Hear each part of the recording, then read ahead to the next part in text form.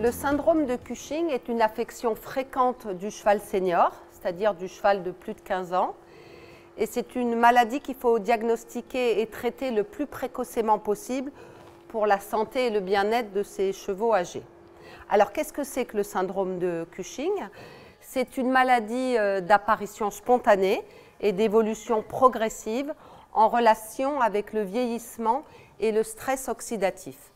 En fait, c'est un désordre endocrinien qui est dû à une hyperplasie, c'est-à-dire le grossissement de l'hypophyse. L'hypophyse, c'est une petite glande qui est située à la base du cerveau.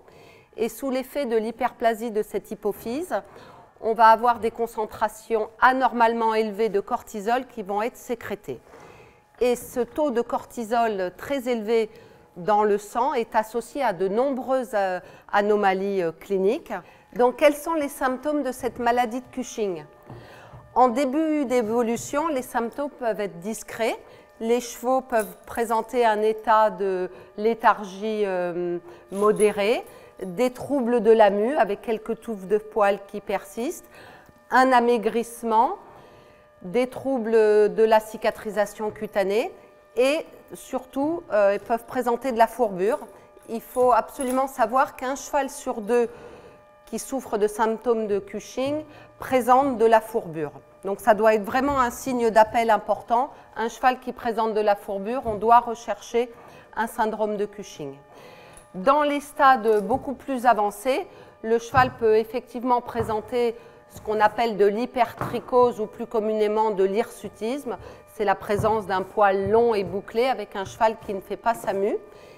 Et là, ça pose des problèmes également d'hypersudation et d'intolérance à la chaleur. Les chevaux peuvent également présenter une certaine immunodépression, donc avec des chevaux qui ont du mal à guérir de certaines infections courantes, qui présentent également des retards à la cicatrisation des plaies et des infections non fréquentes comme les sinusites, des pneumonies, des plaies, des infections cutanées et des problèmes infectieux variés et difficiles à soigner. Alors, comment fait-on le diagnostic de cette maladie de Cushing? Donc, bien sûr, tous les signes cliniques dont on vient de parler sont parfois évocateurs de cette maladie et on va confirmer le diagnostic grâce à une simple prise de sang. Donc, on va doser une hormone qui s'appelle l'ACTH et en cas de maladie de Cushing, cette hormone sera anormalement élevée dans le sang du cheval.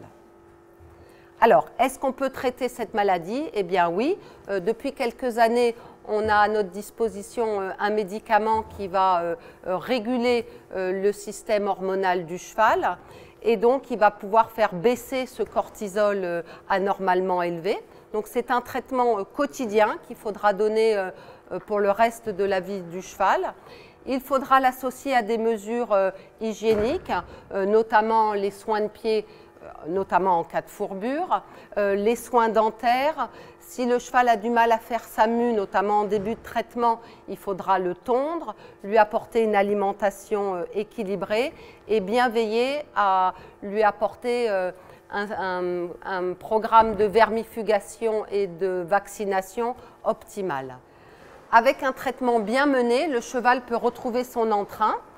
Les problèmes de fourbure peuvent être réglés.